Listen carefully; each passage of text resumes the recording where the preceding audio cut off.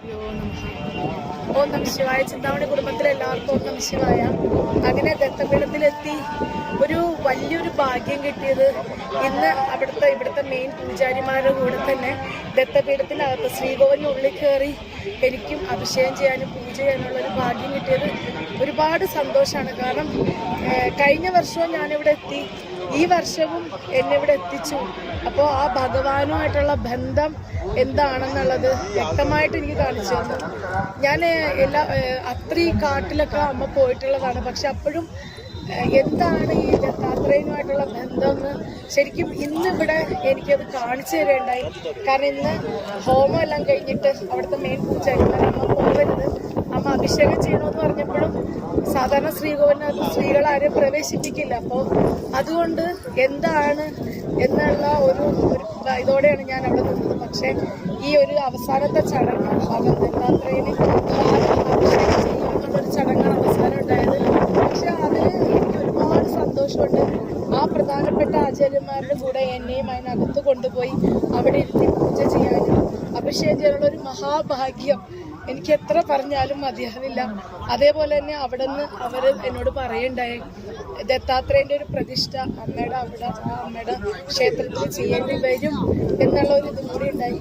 അതിൽ ഏറ്റവും വലിയൊരു അതിശയം എന്ന് പറഞ്ഞു കഴിഞ്ഞാൽ തിരുവണ്ണാമലയിൽ കഴിഞ്ഞ ദിവസം ഞാൻ പോയപ്പോൾ നമ്മുടെ ശിവഭഗവാന്റെ ശൂലം കൊണ്ട് ഞാൻ പോയിരുന്നു. പക്ഷെ ആ ഒരു ശൂലം ഇത്രയും ദിവസം നമ്മുടെ ക്ഷേത്രത്തിനകത്താണ് ഞാൻ വെച്ചിരുന്നത്. പക്ഷേ ഇത്രയും ദിവസം ആ ശൂലം എൻ്റെ വണ്ടിക്കകത്ത് തന്നെയായിരുന്നു. തിരിച്ചത് എനിക്ക് ശ്രീകോവിലിനുള്ളിലോട്ട് വെക്കാൻ പറ്റണ്ടായിരുന്നില്ല. പക്ഷേ ഇന്ന് ആ ഒരു ശൂലം അവിടെ അകത്ത് കൊണ്ടുപോകാനും എല്ലാം അതിനുള്ള ഒരു മഹാഭാഗ്യം എനിക്ക് ലഭിച്ചു എന്നുള്ളതാണ്. അപ്പോൾ നിങ്ങൾക്ക് എല്ലാവർക്കും നമുക്ക് അടുത്ത വർഷമെങ്കിലും നമ്മുടെ ഗ്രൂപ്പായിട്ട് ഈ ഒരു ദത്തപീഠത്തിലെത്താനുള്ള ഒരു ഭാഗ്യം ഉണ്ടാവട്ടെ എന്ന് അമ്മ പ്രാർത്ഥിക്കുകയാണ് ഭഗവാനോട്. അത്രി മഹർഷിയോടും അനസൂയ ദേവിയോടും എല്ലാം ഞാൻ പ്രാർത്ഥിക്കുകയാണ് അങ്ങനെ ഒരു ഭാഗ്യം എനിക്ക് ഉണ്ടാവട്ടെ എന്ന്. അത് വരാനുള്ള ഭാഗ്യം നിങ്ങൾക്കൊക്കെ ഉണ്ടാവട്ടെ എന്ന് അമ്മ പ്രാർത്ഥിക്കുകയാണ്. എന്തായാലും നിങ്ങളൊന്ന് കാണൂ, ഈ ഒരു ദത്തപീഠം എന്താണെന്നുള്ളത് ഒന്ന് കാണിച്ചു കൊടുക്കും എല്ലാവർക്കും.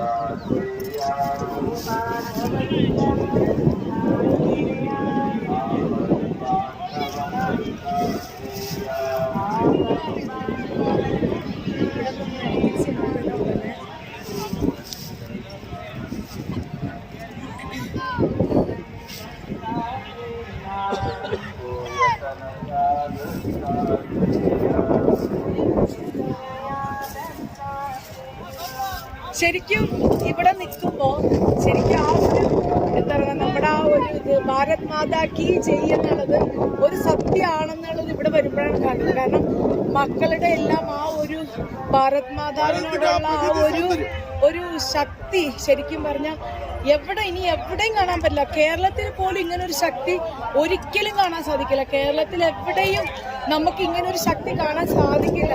എല്ലാ മക്കളും ഒത്തൊരുമിച്ച് നമ്മുടെ കുഞ്ഞുങ്ങളെല്ലാവരും ആൺകുട്ടികളെല്ലാവരും എങ്ങനെ വീട്ടിൽ ഒതുക്കി നിർത്താമെന്ന് നമ്മൾ ചിന്തിക്കുന്ന ഒരു കാലഘട്ടമാണ്. പക്ഷേ ഇവിടെ നമ്മൾ വന്ന് കാണണം, എത്ര ആൺകുട്ടികളാണ്, എത്ര പെൺകുട്ടികളാണ് എല്ലാം ഇത് ചെയ്തിട്ട് അവർ ആ ദത്താത്രേയന്റെ ആ ഒരു ദത്തപീഠയിലെത്തി പൂജ ചെയ്യാനും അവർ ആ ഒരു എന്താണ് ആ ശക്തിയെ ഉയർത്തിപ്പിടിച്ചിട്ട് അവർ ഭാരത് മാതാ കീ ജയ് എന്ന് പറഞ്ഞ് വരുന്ന ആ ഇത് കാണുമ്പോൾ നമ്മുടെ ശരീരം മുഴുവനും രോമാഞ്ചം കൊള്ളുന്ന ഒരു അവസ്ഥയാണ്. അപ്പം അതുകൊണ്ട് ശരിക്കും പറഞ്ഞാൽ ജനിക്കണമെങ്കിൽ ജീവിക്കണമെങ്കിൽ ഭാരത മണ്ണ് തന്നെയാണ് ഏറ്റവും വലുത്. പക്ഷെ അതിൽ കേരളം എത്രത്തോളം വളർന്നു എന്നുള്ളതല്ല, കേരളം താഴോട്ടാണ് പോയിക്കൊണ്ടിരിക്കുന്നത്.